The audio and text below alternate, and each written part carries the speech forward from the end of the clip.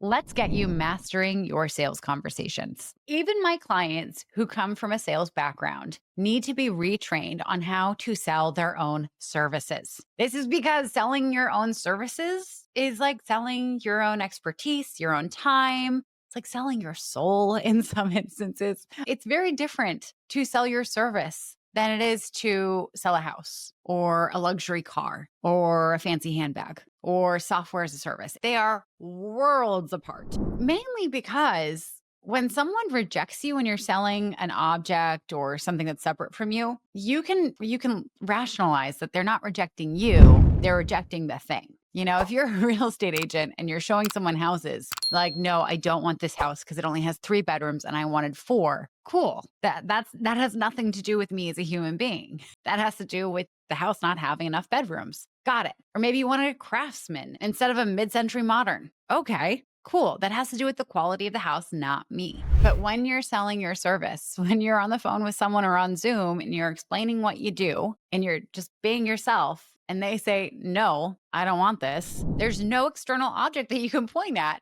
to say, oh, well, it was just this they didn't want. It feels like a personal rejection. And there's a reason why we have so many love stories in movies and in books because the stakes are really high. The stakes are heartbreak, being rejected, not being wanted. That is really hard for the human spirit to deal with.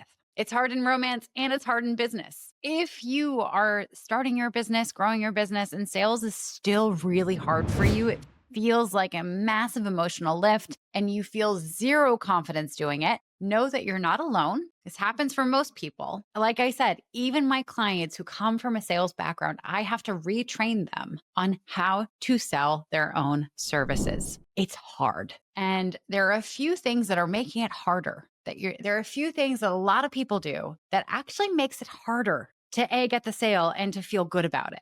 So in this episode, I'm going to break down what those things are that are making selling difficult. And I'm going to talk you through the simple shifts you can make to feel far more grounded in your sales call, to understand that the rejection is not about you, and to get more clients. Right off the bat, we got to ditch the pitch. Pitches don't work when you're doing a service. If you jump into a sales conversation with someone and then immediately whip out your slide deck, what did you think I was going to say? To go through what your offer is, you're going to have a much lower yes rate, meaning fewer people are going to say yes to working with you. Pitches are dead. And there are a few reasons for this. Number one, watching a slideshow about a thing is boring as fuck. Have you ever gone over to someone's house for dinner and had them tell you, oh yeah, I did this huge presentation for work this week, and then been like, oh my God, can I see the slides that you did? Oh my God, can you do it for me? No, of course not. That sounds awful. That sounds like going through a meeting,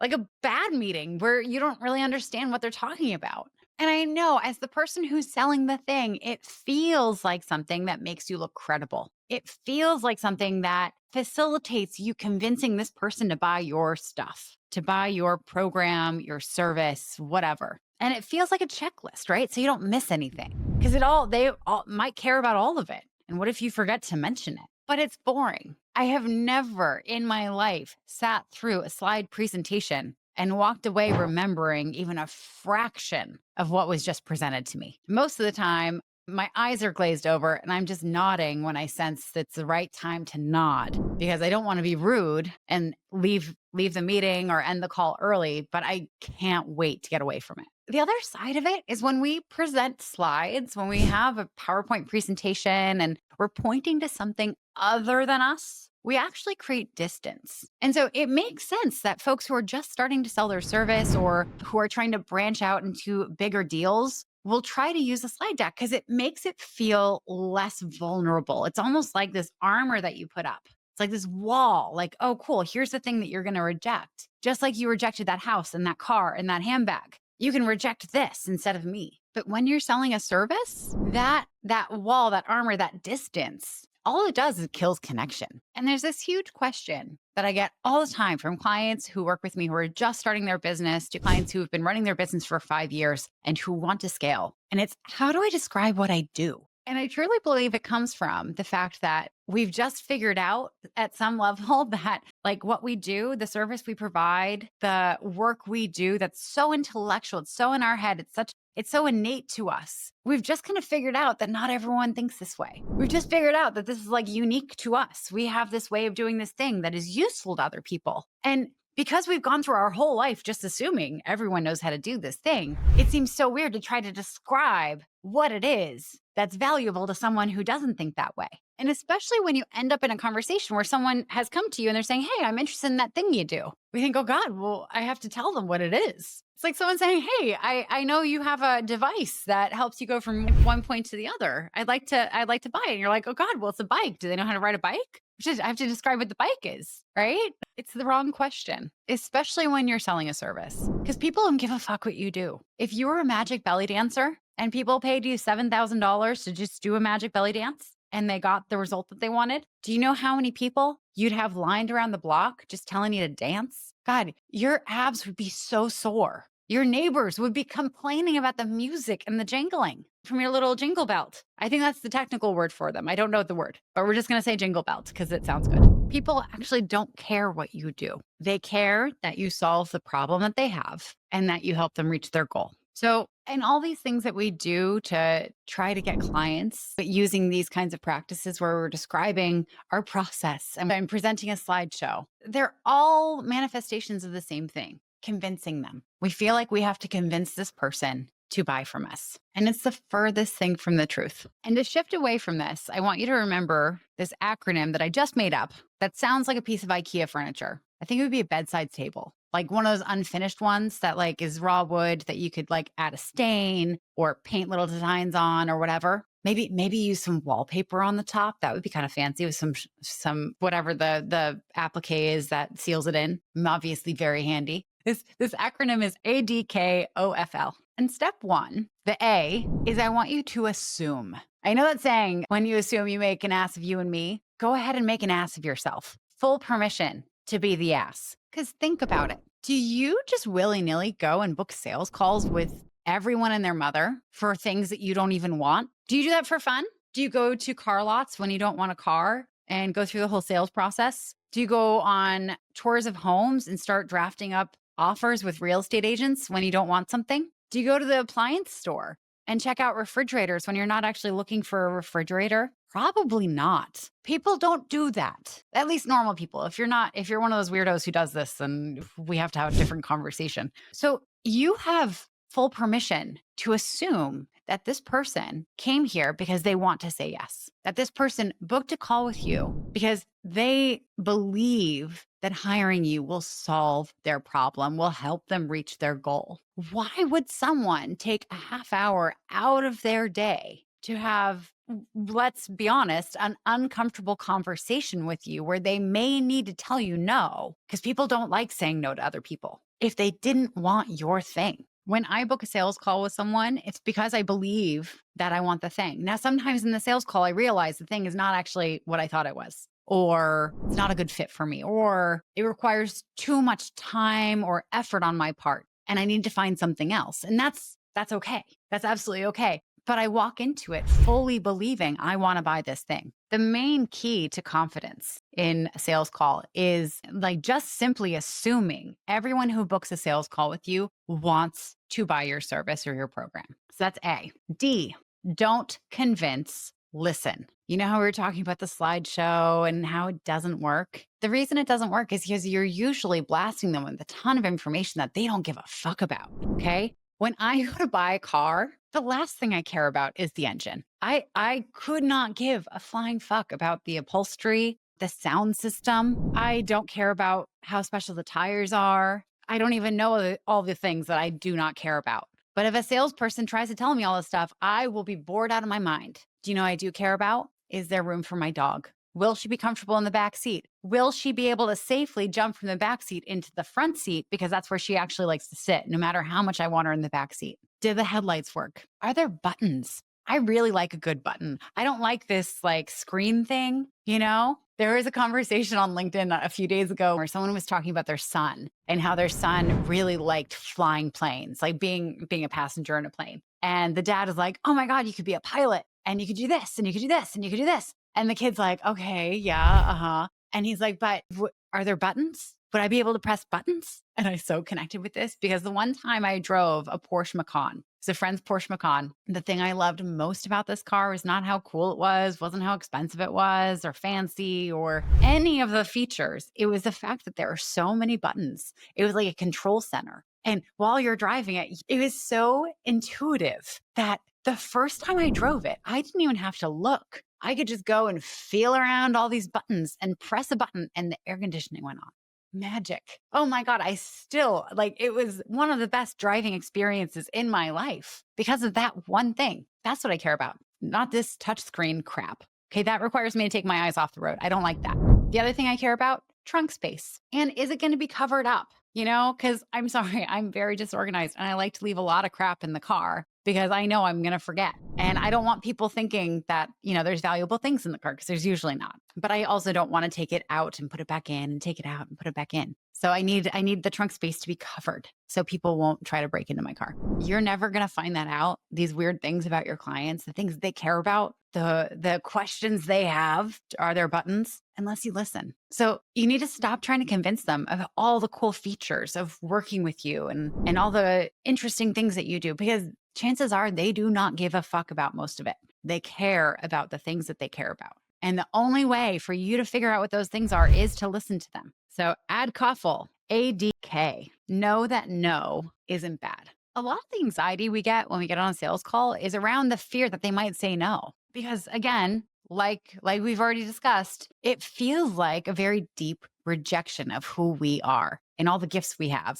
It's like you were dating for 30 minutes and then they broke up with you because they didn't like you. Oh, it's so sad. But actually hearing no is a really healthy thing to hear as a business person, right? Not everyone who comes to you is going to be your ideal client or can afford to work with you. In fact, if you have a solid offer that sells really well, chances are you're only hearing yes 25 to 50% of the time. That's a really strong yes-no ratio. So out of every 4 people, 2 to 3 of them should say no to working with you. That's a good sign. Now, if your yes rate drops below 25%, then we need to look at some things. And it might be that we need to look at your sales process. Okay. Often that's it. We might need to redesign your offer. We might need to tweak your marketing, but it's just information. It's just data. It doesn't mean that you're not good at this. It doesn't mean that your business is going to fail. Our brains are these beautiful meaning-making machines, right? And that's the source of some of the most beautiful poetry and stories and art and music that we've had as a species, right? Like think of that part of your brain that sees something random throughout the day and it's like, oh my God, this is a sign I have to do the thing. This is a sign. And then it completely changes your life. That is one of the most beautiful things about humans. It's also one of the most destructive things about us because we take raw data that someone said no to us and we make it all about us. We make it mean something about how we're not good enough, we're not smart enough, we're not articulate enough, we weren't convincing enough, all the things. And then we spiral into this is never going to work. Babes, slow the fuck down. It just means a part of the process isn't working. And that part of the process, now that you're getting the data that something is not working, we can go and start tweaking things. We can change your marketing a little bit and see if that changes it. We can update your offer or your pricing and see if that changes it. We can adjust your sales process and see if that helps it. You have to know that no is not bad. It's just data. And related to this, ADKOFL, objections aren't rejections. And let me break this down because a lot of people don't know what this word actually means, an objection, right? So back to the example of me going and buying a car. An objection might be, I don't like the touchscreen, right? Doesn't mean that you're not going to sell me a car because I hate this touchscreen. That's not a rejection. It's information, right? If I'm saying I'm rejecting this model of this car because I don't like the touchscreen, I prefer buttons. You as a salesperson are like, oh, I'm so glad you said that because we actually have a model of this that doesn't have a touchscreen.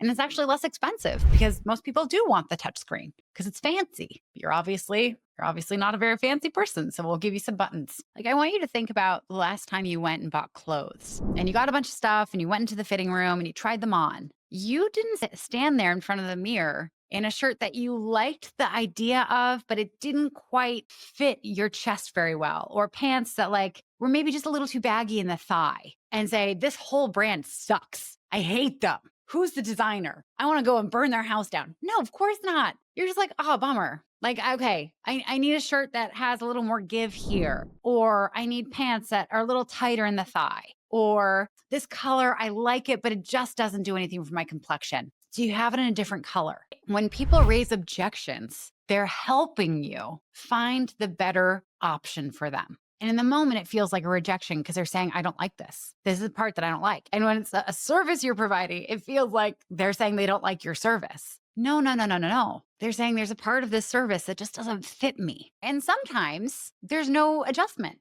to be made. That is the service, that is the program. And if it doesn't fit them, it helps you sort for, are they the right client for you, right? This is a two-way street. It's not just a one-way interview where they're sitting here judging you, seeing if you're the right person for them. You are also sorting for, are they the right client for you? Because let me tell you, there's nothing worse than having a business full of your wrong clients. It's maddening. Everyone feels like a pain in the ass. You're going to feel like you're changing gears so many times in a day, you can't get into a groove, and you're always going to feel like you can't make anyone happy. No one wants that. So remember that objections are not rejections. Next, F, the follow-up freak out. I had this coworker when I worked at Equinox, and her name was Emily. We actually ended up being roommates, and it was so much fun. But she had this very quirky way of looking at the world. She told the funniest stories that usually had her being in the wrong, but in a charming way. But she always had this way of looking at follow-up, right? Because people would come into the gym and inquire about what membership was, how much it was, they'd get a tour. And then if they didn't say yes or no, we would follow up with them, right? Reasonably. That's what salespeople do. You follow up until you get a clear answer either way.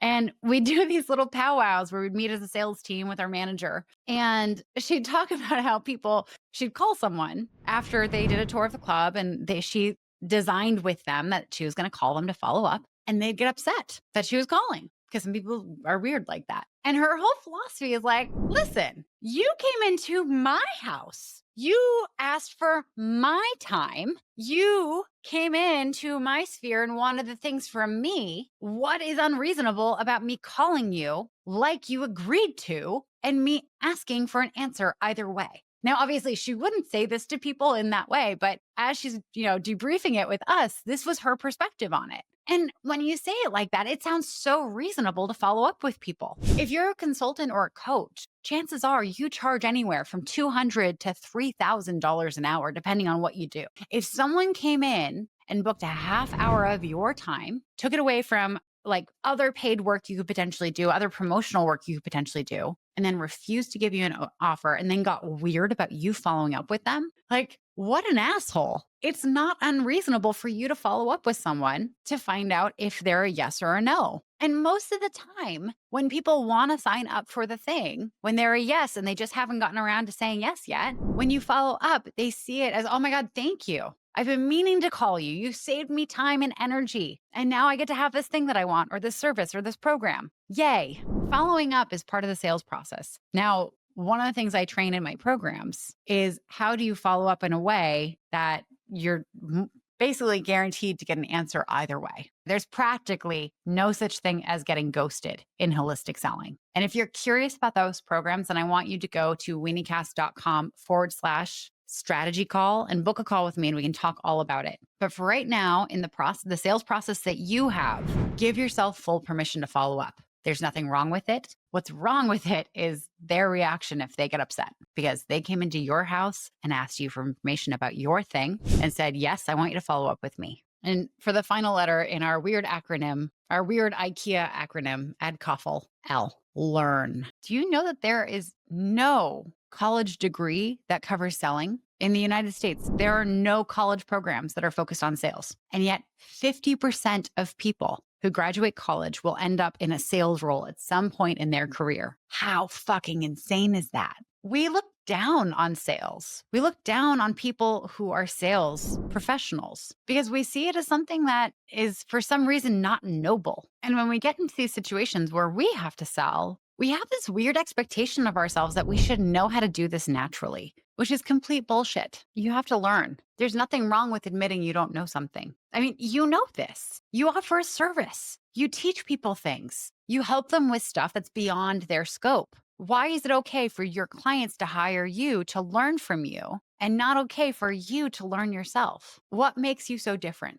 as with anything, learning to sell, it's a skill building process. By the way, you've been doing it this whole episode. You've been learning about how to be more confident in your sales. Figure out a process that feels good to you and go and learn it. Go hire someone who teaches it or read a book, whatever. Because the only way to get better at anything is to learn and then practice. But you can't not know how to do it and then practice not knowing how to do it. I mean, you can. And a lot of people do. Let me tell you, it doesn't go well for them. That's usually when they call me freaking out that it's not working and then bring me in a little too late. Not irredeemably too late, but they could have saved themselves a lot of time and energy and made a lot more money if they just brought me in earlier. So go and invest in learning how to sell. It'll make a world of difference. And think about it. If you bought a bike and you didn't know how to ride a bike, how confident would you be hopping on the bike and riding it to the store? Not very. You need someone to show you. You need someone to keep an eye on how you're holding onto the brakes and how you're pedaling and how you're turning. And,